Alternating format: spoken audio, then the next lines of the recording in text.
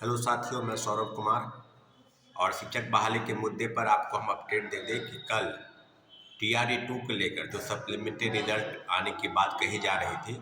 और जो वादा खिलाफी हुआ, इन सब मामलों को लेकर कल एक बड़े आंदोलन की तैयारी में शिक्षक अभ्यर्थी हैं। और निश्चित रूप से कल सभी लोगों को, जितने भी साथी मेरी बातों को सुन रहे हैं, टीआरई 1 में 14,700 पदों को लेकर जो शिक्षा विभाग सूची भेजी गई थी, सभी पदों पर पूरक परिणाम जारी हो, इसके लिए एक बड़े आंदोलन की तैयारी में शिक्षक अभ्यर्थी है। और जितने भी साथी बिहार के विभिन्न जिलों से सुन रहे हैं मेरी बातों को, कल इस आंदोलन में भाग लेंगे और सरकार के समक्ष अपने लोकतांत्रिक तरीके से जो लड़ाई लड़ी जा रही है उसमें अपने सहभागिता दायर करेंगे।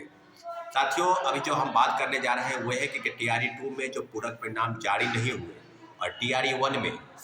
1 को लेकर जो चीज़ें छलावा की गई बीपीएससी की तरफ से और शिक्षा विभाग की तरफ से, उस सब के लिए क्या सरकार की तरफ से जो लोग विपक्ष में थे, यानी कहने का मतलब कि एनडीए के नेता, खासकर बिहार के बीजेपी के पूर्व प्रदेश अध्यक्ष सम्राट चौधरी जो आज डिप्टी सीएम है, और विजय सिन्हा जी जो विधान परिषद में विरोधी दल के नेता थे, वो दोनों आज डिप्टी सीएम हैं। तो इन दोनों के पास वो जिम्मेवारी है कि आपने कहा था कि बड़े पैमाने पर फर्जीवाड़ा हुआ है, पूरक परिणाम पर शिक्षक अभ्यर्थियों का हक है। तो सारी चीज़ें बिल्कुल अब स्पष्ट हो गई है कि पूरक परिणाम जारी होने चाहिए। और पूरक परिणाम इसलिए जारी होने चाहिए क्योंकि शिक्षक अभ्यर्थियों पर जो जिस तरह की चीज़ें जो बरगलाने का प्रयास हुआ,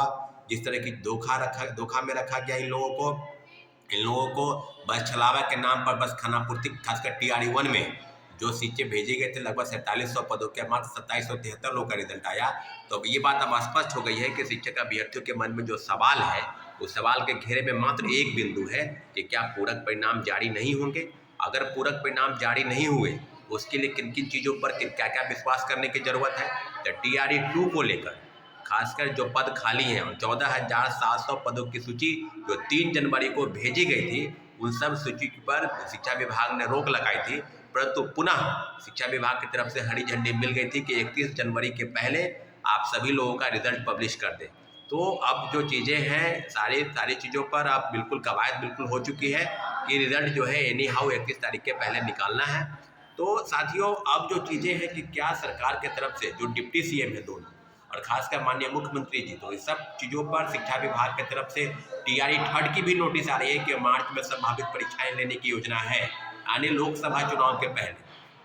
परंतु प्रमुख बिंदु यही है कि कल एक बड़े आंदोलन की तैयारी में जितने भी शिक्षक अभ्यर्थी हैं टीआरई 2 को लेकर, यानी 14,700 पदों की सूची भेजकर 3 जनवरी को, और फिर लगभग इतने 1 महीने बीत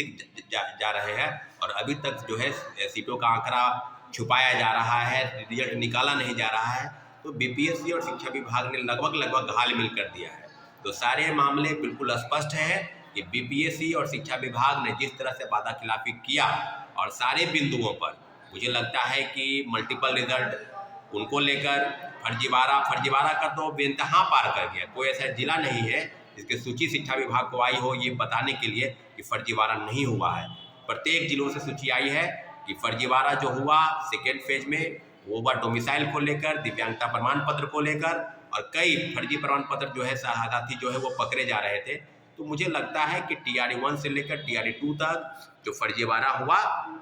जो व्यक्ति विरोध में थे, जो व्यक्ति विपक्ष में थे, वो व्यक्ति यानी उनकी जो एनडीए की सरकार अब पुनः